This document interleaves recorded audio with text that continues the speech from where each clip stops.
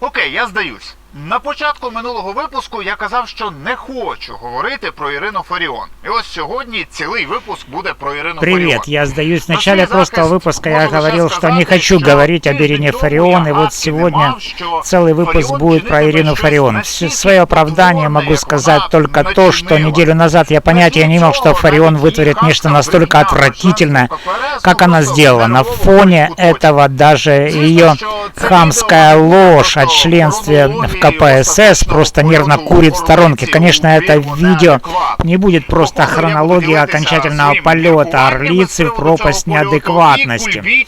Походу, я буду делиться со своими мыслями по поводу этого полета и кульбитов, которые Ирина Фаріон в процессе выполняла. Меня зовут Данила Мокрик, и я тот журналист, который в свое время нашел во Львовском архиве документы, подтверждающие членство Ирины Фаріон в КПСС, вместе с рекомендательным письмом, в котором Ирину Дмитриевну хвалили за то, как хорошо она преподавала иностранным студентам русский язык.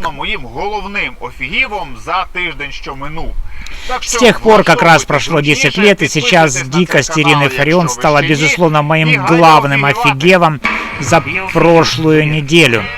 Так что устраивайтесь поудобнее, подписывайтесь на этот канал, если еще не подписаны, и давайте офигевать. Я офигел, Валера, я офигел. Для тех, кто все пропустил. Прологом к этой истории стал, скажем так, выпад Ирины Фаріон в сторону русскоязычных бойцов ВСУ. Конкретно тогда речь шла о бойцах 3-й отдельной штурмовой бригады. Я не могу назвать их украинцами, если они не говорят на украинском языке. Тогда пусть называют себя русскими. Что им мешает? Почему они такие... Они такие очумелые. Почему все свелось именно к украинскому языку? Они такие большие патриоты. Покажи свой патриотизм, выучи язык Тараса Григорьевича Шевченко. Дикость уже этого случая трудно переоценить, потому что каждый боец на фронте, в том числе русскоязычный, значит для Украины гораздо больше, чем Ирина Фаріон, которая популяризует украинский язык, сидя в полностью украиноязычном Львове. И каждый из них делает для защиты украинского языка больше, чем Ирина Фаріон, потому что если бы не они, мы все видим, как беспощадно РФ русифицирует оккупированные территории. Вполне ожидаемо против Орлицы после этого понеслась волна хейта, в том числе от бойцов 3-й отдельной штурмовой бригады и Азова. Ирина Фаріон, очевидно, это хорошо почувствовала, потому что в своем телеграм-канале, посвященном в большей степени собственному нарциссизму, в частности, она публикует там картинки с собственными цитатами. Она начала активно публиковать посты в свою, то есть Ирины Фаріон, поддержку. Увлекшись еще и таким проявлением самолюбования, Ирина Фаріон 8 ноября опубликовала скрин письма в ее поддержку от студента с временно оккупированного Крыма. В письме она рассказала, что учится на 1-м курсе украинской филологии, что ждет победы Украины, и также ожидает, что при освобождении Крыма украинские военные будут говорить на украинском языке. При этом Ирина Фаріон не сочла нужным скрыть имя студента. На скрине он был выделен жирным шрифтом Максим Глебов. В комментариях Фаріон просили скрыть имя и фамилию, предупреждали, для него это может быть опасно. Что сделала Орлица в ответ? Отхамила в присущем ей стиле. От «не давайте советы, когда не просят», до «заблокировать». В итоге все закончилось именно так, как и следовало ожидать. Оккупанты опубликовали видео с извинением того самого студента. Я полностью... И со мной была проведена интеллигентная беседа, и я полностью отказываюсь от своих взглядов, потому что я понимаю, что я был неправ, и это все было абсолютно неправильно. После этого понеслась волна обвинений в адрес Ирины Фаріон в том, что она российская консерва, которая сознательно подставила студента-патриота. Я, честно говоря, склоняюсь к другому объяснению. Я думаю, что Ирина Фаріон просто эмоциональная дура. ослепленная влюбленным созерцанием самой себя. Думаю, ее так колбасило от желания опубликовать очередное проявление народной любви, что она даже не подумала об элементарных мерах безопасности для человека. Думаю, ее настолько накрыло нарциссизмом, что она была не способна даже воспринять спокойное и обоснованное замечание. С другой стороны, поклонники Ирины Фарион нырнули на самое дно конспирологии и выгребли оттуда всего самого мерзкого, что можно было найти. Только вся эта история просто ФСБшная провокация. И вообще, в Крыму нет вуза, где изучают украинскую филологию, что просто неправда. Ее изучают в Институте филологии имени Вернадского и в так называемой Таврической академии. Но фанам Орлицы эта конспирология зашла. Как в эту конспирологическую теорию вписывается то, что Ирина Дмитриевна сама опубликовала письмо от студента с именем и фамилией, не совсем понятно.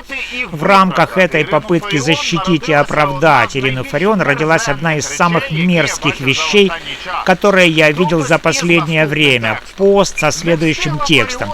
Не успела Фарион распять мальчиков из Азова, как тут появился мальчик в трусиках из Крыма. И Фарион, конечно же, опубликовала скрин этого поста в своем телеграм-канале с подписью «Спасибо». И, кстати, нужно обратить внимание на то, что на самом скрине Ирина Фарион обрезала имя автора. Оказывается, умеет. Почему это мерзко? Потому что в одном предложении уместилось и презрение к тем, кто собственной кровью защищает именно наше право говорить на украинском языке, и насмешка над парнем, которого подставила Фарион. Ну и чтобы Ирина Фарион признала свои ошибки и фейлы, и я уверен, Ирина Фарион всегда права и всегда готова поддержать ее фан-клуб, как это в целом бывает и с фан-клубами. Они готовы наглухо зашорить себе мозги, лишь бы поддержать своего кумира. Не так давно мы на этом канале разбирали такое явление в связи со «Спартаком Суббота», и теперь имеем вагон примеров с Ириной Фарион. Ну, а сама Орлица продолжила закапываться еще глубже. Ее удар в ответ состоял в том, что она написала обращение на имя Владимира Зеленского и Валерия Залужного, в котором просила принять меры в отношении, я процитирую, хамского поведения заместителя командира 3-й отдельной штурмовой бригады майора ВСУ Максима Жорина и начальника штаба бригады Азов майора Богдана Крутевича в адрес профессора, доктора филологических наук, народного депутата Украины 7-го созыва Ирины Фарион. Да, в своем обращении, подписанном собственным именем, фамилией, Ирина Фарион говорит о себе в третьем лице. Ну, а такой маленький штришок к портрету продолжила настойчиво наезжать на тех, кто обеспечивает ей саму возможность хамить. Ей, видите ли, не понравилась реакция упомянутых офицеров на ее наезд на русскоязычных бойцов. Хотя, может, просто сработал коммунистический рефлекс писать доносы. Словом, после того, что Ирина Фарион сделала со своей репутацией в эти ноябрьские дни, она могла бы выйти за нее замуж. Эти внебрачные отношения совсем не зашли студентам Львовской политехники, где Ирина Фарион работает, и они собрались там на большой протест.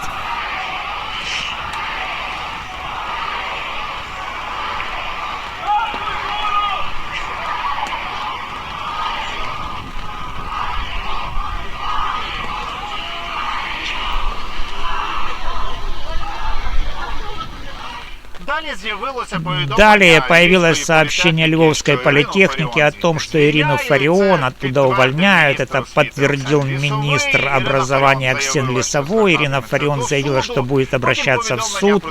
Потом сообщение об увольнении исчезло с сайта Львовской политехники, потом опять там появилось. Словом, вокруг Фарион продолжаются движения. И еще какое-то время явно будет продолжаться. Как все это подытожить? Нужно сказать несколько важных вещей. Во-первых, украинский язык важен, крайне важен, экзистенциально важен, но отстаивать его нужно адекватным способом, а не неизбирательными, экзальтированными атаками в сторону тех, скажу это еще раз, кто обеспечивает нам саму возможность на этом украинском языке говорить. Это не про отстаивание украинского языка, это про самоуничтожение. Во-вторых, готовность ради защиты своих кумиров нырнуть в самое глубокое болото и в самую тупую безмозглость. Это зло. Кумиротворчество — это вообще нечто страшное, независимо от того, кого оно касается, Ирины Фарион или кого-то другого. Это не про сознание и осмысление, это про прямо противоположное. В-третьих, эти представления фанатов Ирины Фарион о ее принципиальности и несгибаемости — это не больше, чем увлечение мифами и легендами, когда Ирине Фарион хочется, она гибкая, как ивовая лоза. Расскажу вам еще одну историю из архивов. Это был 2011 год, как раз за год до того, как Орлица залетела в Верховную Раду. На Гуевичах отмечали 155-ю годовщину со дня рождения Ивана Франко. Там была и Ирина Фарион, и, например, министр культуры в правительстве Януковича Азарова Михаил Кулиняк. Ну и был там я в качестве журналиста львовского интернет-издания «Захиднет». Вдруг я увидел, как Ирина Фарион с Михаилом Кулиняком приязненно здоровается за руку. Прикол состоял в том, что партия Ирины Фарион ВО «Свобода» вполне обоснованно в то время называла власть Януковича Азарова оккупационной. И потому я подошел к Ирине Дмитриевне спросить, а как так получается, что она так мило здоровается за руку с представителем оккупационной власти? На что Ирина Фарион просто ответила, что я являюсь представителем оккупационной журналистики. Только почему-то она говорила оккупационной и в отношении власти, и в отношении журналистики. Потому что, понимаете, Ирина Фарион фигни не делает, а если вам кажется, что делает, то фигня — это вы. Так что давайте сохранять трезвое критическое мышление, давайте защищать украинский язык, не выплескивая воду вместе с ребенком, и давайте не раскалываться во имя кумиротворчества, давайте настойчиво поддерживать силы обороны Украины, и давайте встретимся через неделю. Я офігів.